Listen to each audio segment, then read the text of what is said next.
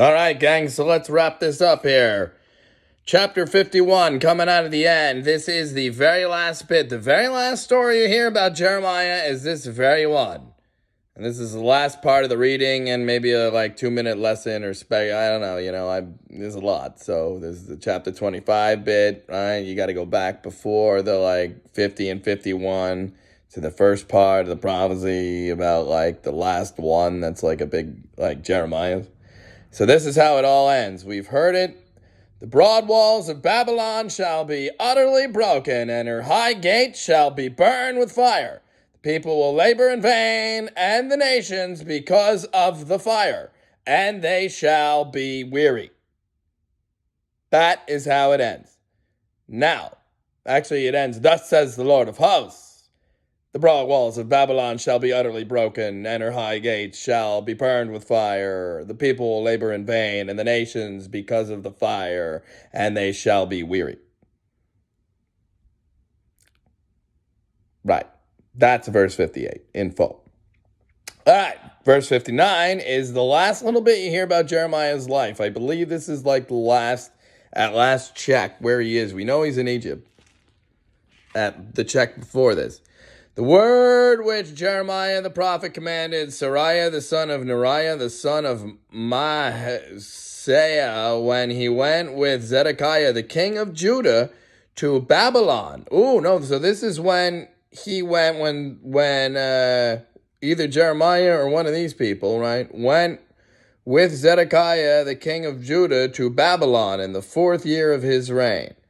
So I imagine, and Seraiah was the quartermaster. So there you go. So Jeremiah wrote in a book all the evil that would come upon Babylon. All these words that are written against Babylon, this exact thing.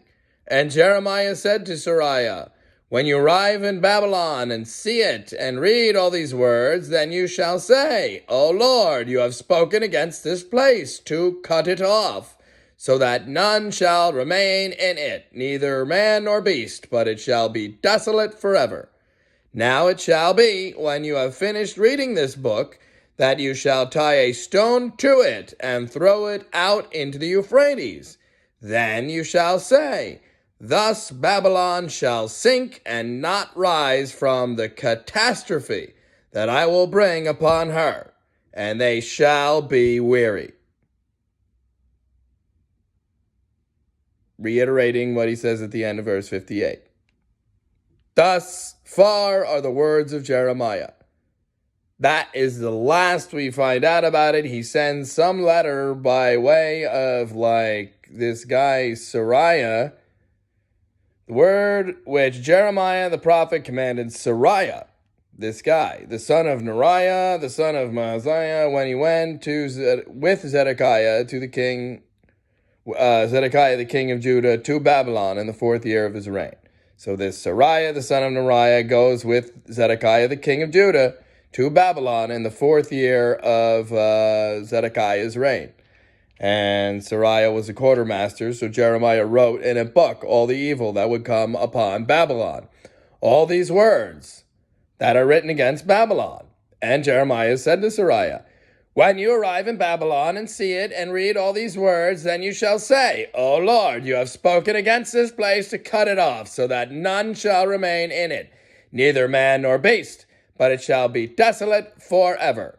Now it shall be, when you have finished reading this book, that you shall tie a stone to it and throw it out into the Euphrates. Then you shall say, thus Babylon shall sink and not rise from the catastrophe that I will bring upon her, and they shall be weary. Thus far are the words of Jeremiah. Chapter 52. That was verse 64, I believe, or something. And that's the last. So there's 64 verses in chapter 51. And 50 is a very long chapter, and they're continuous. So, they're both, it's crazy. It takes 30 minutes just to read it. Let alone to think about, go back and think about the words. That takes longer. That's why people comb through but if you get the gist, I think he's just going off on people. Zedekiah was 21 years old when he became king, and he reigned 11 years in Jerusalem. His mother's name was Hamatal, the daughter of Jeremiah of Libnah. He also did evil in the sight of God, according to all that Jehoiakim had done. He also did evil in the sight of Yahweh. He also did evil in the sight of the Lord, according to all that Jehoiakim had done. This is the fall of Jerusalem reviewed, chapter 52. This is the last thing in Jeremiah, and then you get Lamentations, also written by Jeremiah. But that's like poetry, and really sad, because they decimated this place, Jerusalem. The Babylonians did. I think God was pleased to let them do this. He said he didn't hate Nebuchadnezzar. But, Jehoiakim or whatever, I don't know, Jehoiakim or whatever his name is.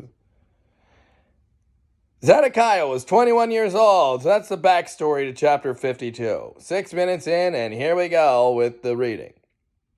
Zedekiah was 21 years old. Smeagol. Right, and we've already had the reading because, as we know, Jeremiah's command to Sariah, which was verses 59 of 64, we've already read twice.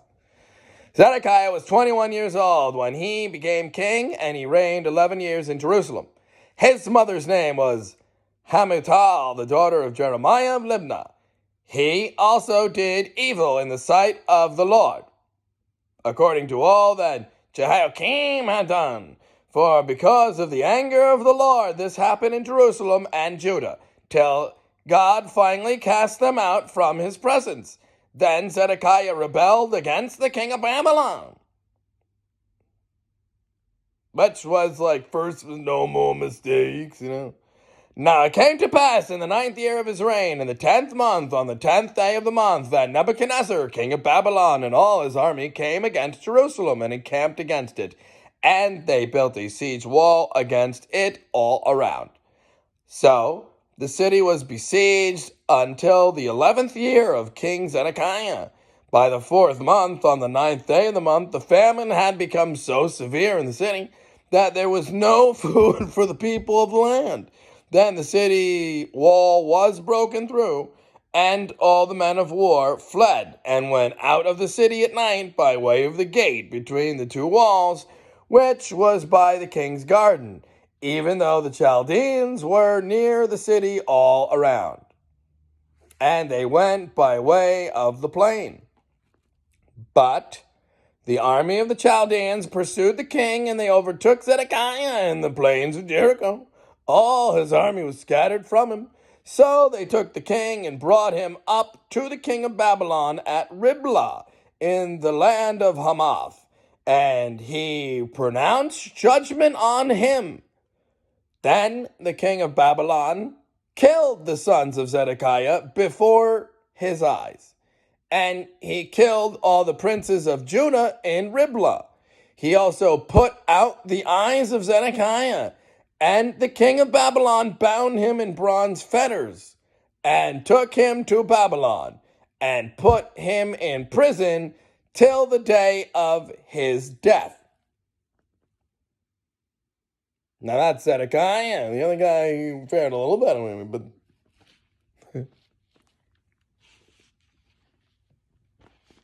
I don't think Nebuchadnezzar cared for these people. But Daniel, he sure liked.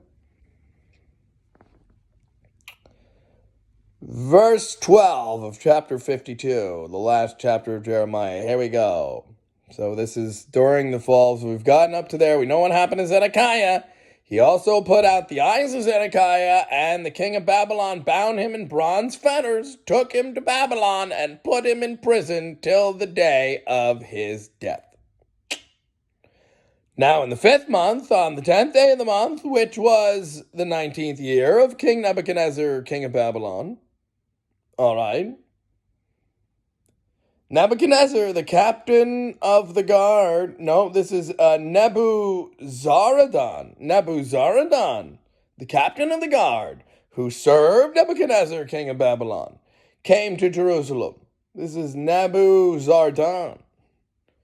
He burned the house of the Lord and the king's house, all the houses of Jerusalem, that is, all the houses of the great he burned with fire, and all the army of the Chaldeans who were with the captain of the guard broke down all the walls of Jerusalem all around. Then Nebuzaradan, the captain of the guard, carried away captive some of the poor people, the rest of the people who remained in the city, the defectors who had deserted to the king of Babylon, and the rest of the craftsmen. But Nebuzaradan, the captain of the guard, left some of the poor of the land as vine dressers and farmers. The bronze pillars that were in the house of the Lord, and the carts in the bronze sea that were in the house of the Lord, the Chaldeans broke in pieces and carried all their bronze to Babylon. They also took away the pots, the shovels, the trimmers, the bowls, the spoons, and all the bronze utensils with which the priests ministered, the basins, the fire pans, the bowls, the pots, the lampstands, the spoons, and the cups, whatever was solid gold and whatever was solid silver, the captain of the guard took away. The 2 pillars, 1C, the 12 bronze bulls which were under it, and the carts which King Solomon had made for the house of the Lord, the bronze of all these articles was beyond measure. Now concerning the pillars, the height of one pillar was 18 cubits. A measuring line of 12 cubits could measure its circumference, and its thickness was 4 fingers. It was hollow. A capital of bronze was on it, and the height of one capital was 5 cubits, with a network and pomegranates all around the capital, all of bronze. The second pillar with pomegranates was the same. There were 96 pomegranates on the sides. All the pomegranates all around on the network were 100. The captain of the guard took Sariah the chief priest, Zephaniah the second priest, and the 3 doorkeepers. He also took out of the city an officer who had charge of the men of war, 7 men of the king's close associates who were found in the city, the principal scribe of the army who mustered the people of the land, and 60 men of the people of the land who were found in the midst of the city. And Nebuzaradan, the captain of the guard, took these and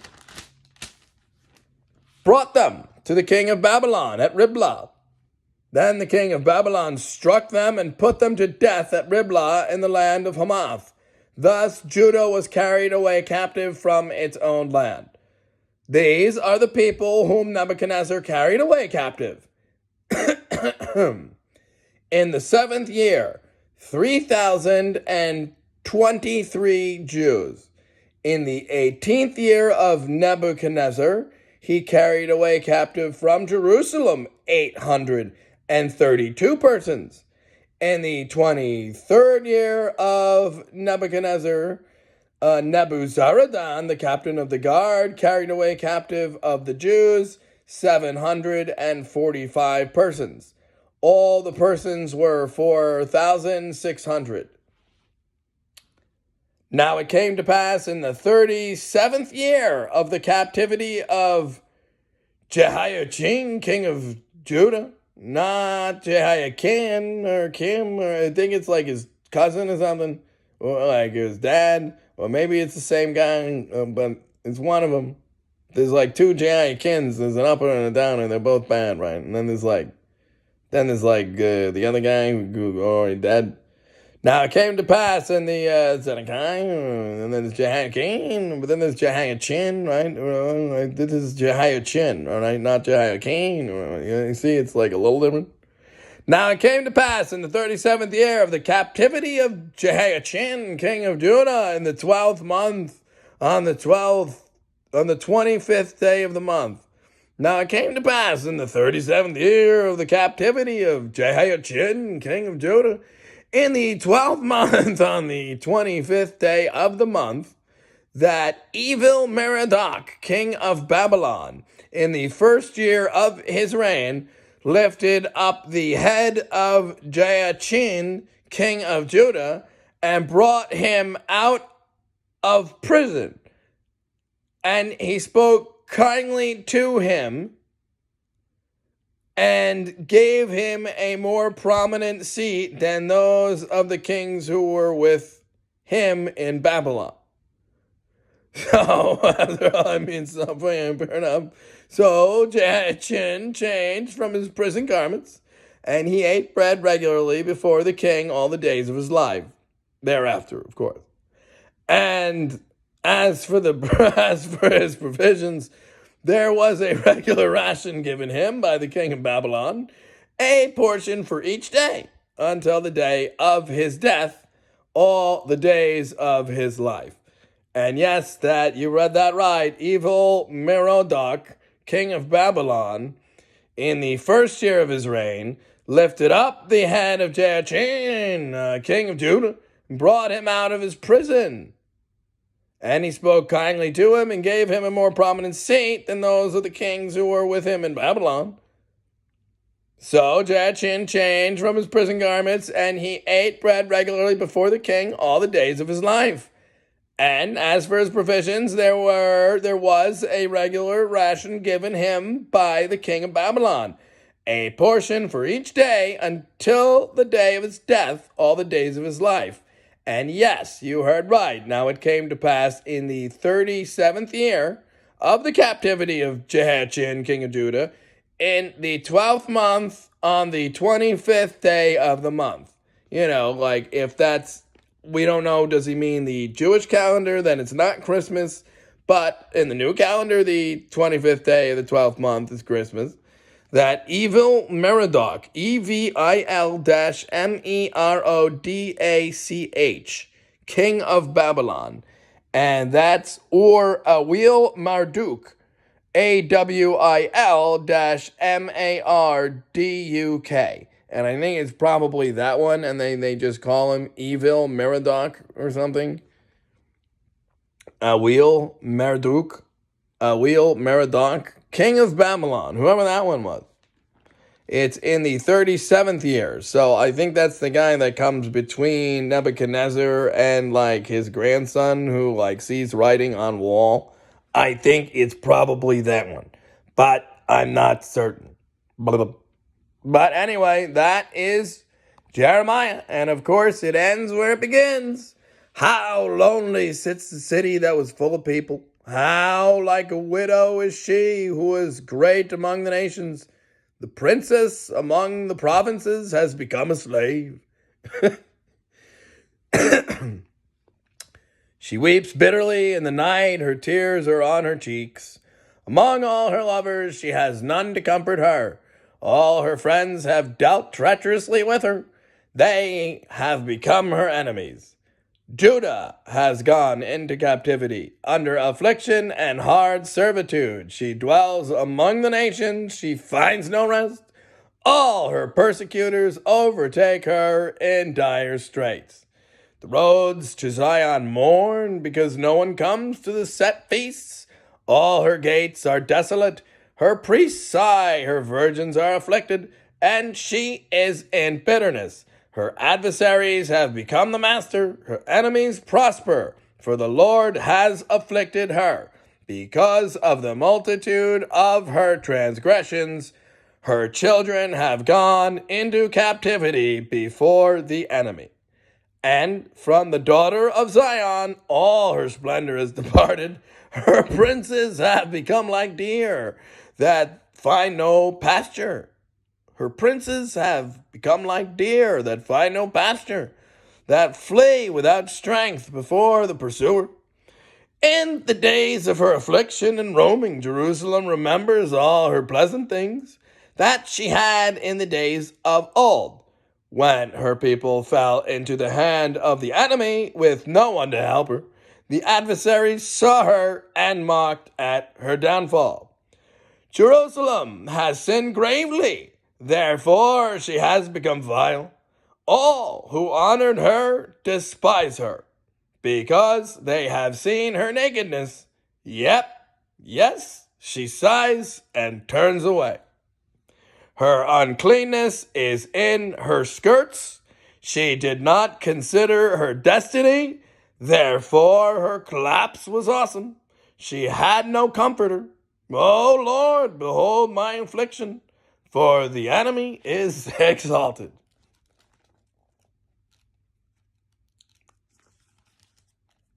Just one second.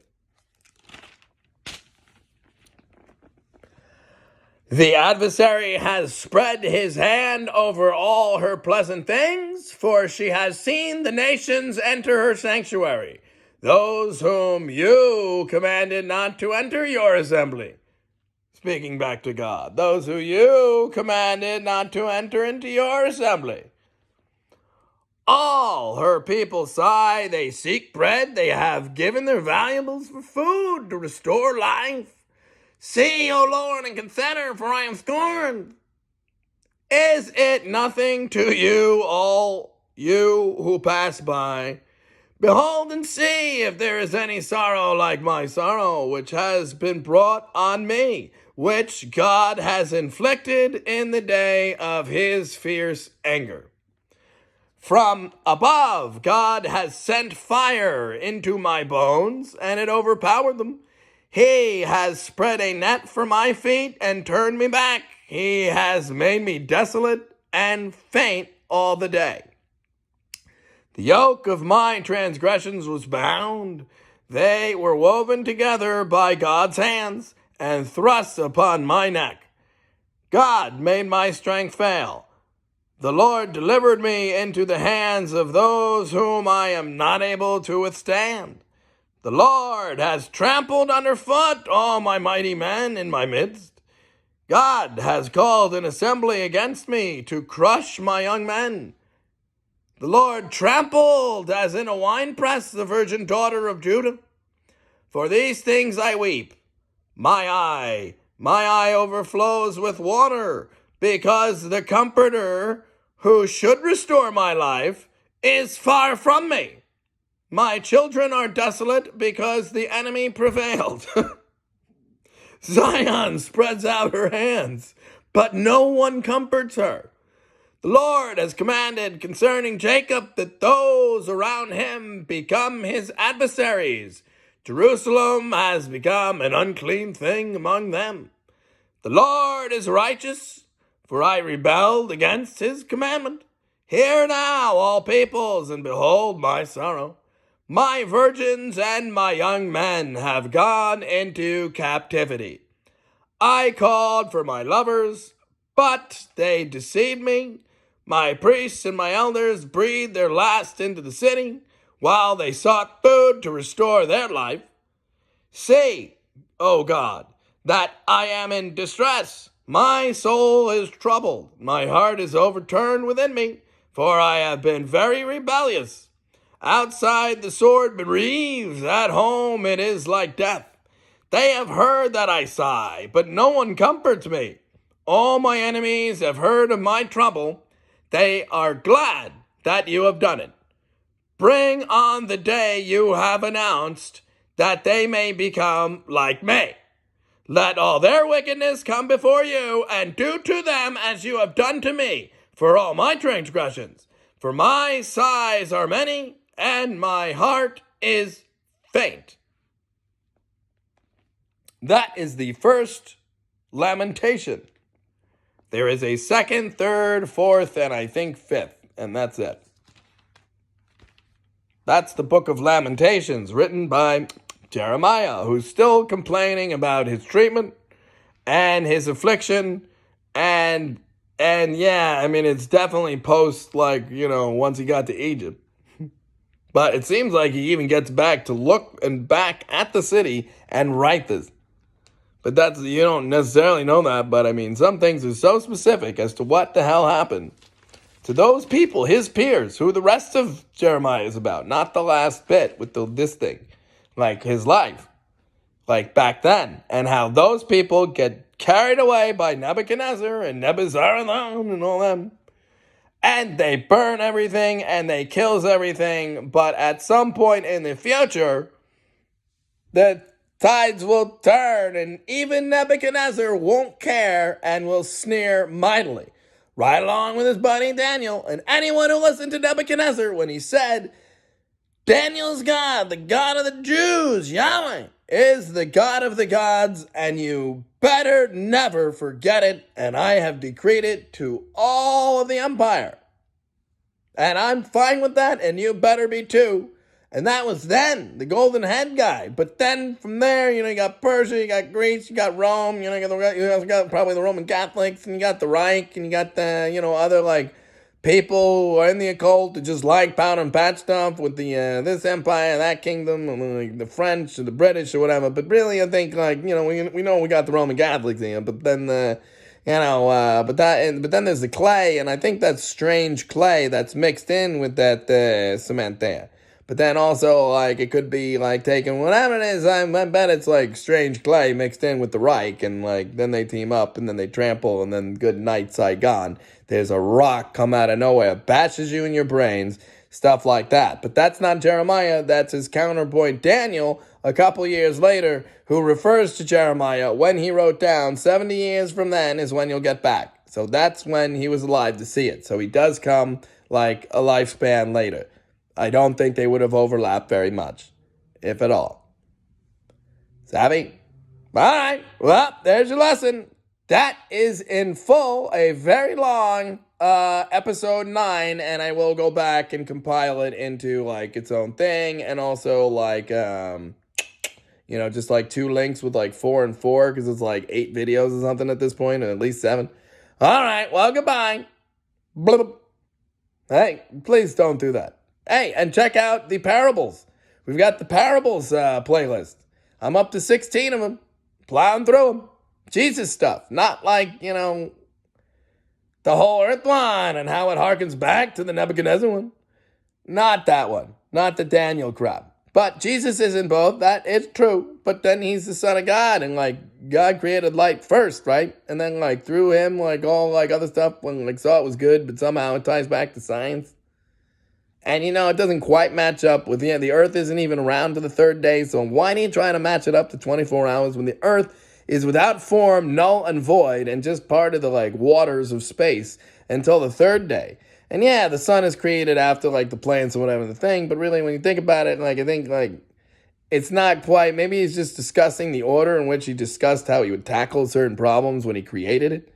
You know what I mean? You could afford him that little bit of it took 6 days. It weren't short Earth days. They were long. Whatever it was, after 6 chunks of doing stuff, he took a break on the 7th and enjoyed it. That's Sabbath. And right. And if you're Jewish, you're supposed to. You can't do that. But then they hate that. They'll do that just to lawyer, not get in trouble with the muggle who believes it. But then what they'll do is go on and they'll work. I tell you. All right, well, but you can put pastrami on white bread and mayonnaise these days. But they don't do it because they're not worried about it because they're moral people. They do it because they're not moral people, and they think, therefore they provoke. You should not be like this. You will wind up like those damn Babylonians and those damn Israelites, I tell you. Or the Judeans of yesteryear who this was the Judeans. The Israelis were gone, man. That was the Assyrians got them. And then, Hezekiah, the Babylonians, they even teamed up because of what the angel of the Lord had just done to them. It, that action paved the way for Babylon to come. If not for that, he would have had his 185,000 person army. He would have overtaken, Jerusalem and Judah. And Babylon wouldn't have had much of a shot when they come back from war. And they all know that about it and come to the temple to check it out, and he doesn't hold anything back, and they're friends. But then certain kings stabbed the guy in the back, the Babylonians. No, the Jewish ones stabbed the Babylonians in the back. And, right, they do evil in the sight of the Lord. They don't listen to Jeremiah, who says, no, you definitely going to want to make peace in Babylon here. God's blessing Nebuchadnezzar, not you. And they hate that. They are the big chunk. And no, they're not. And they get their eyes poked out. All right, but now it's Babylon's turn. Even Nebuchadnezzar is happy about it. Happy reading and happy watching. Goodbye, God bless, and happy Sunday. Today is Sunday. Sunday school is cool. On Sunday, it's cooler. All right. It's the 5th of December. Remember the December 5th. Or was it remember the 5th of December? Or was it November? All right, goodbye.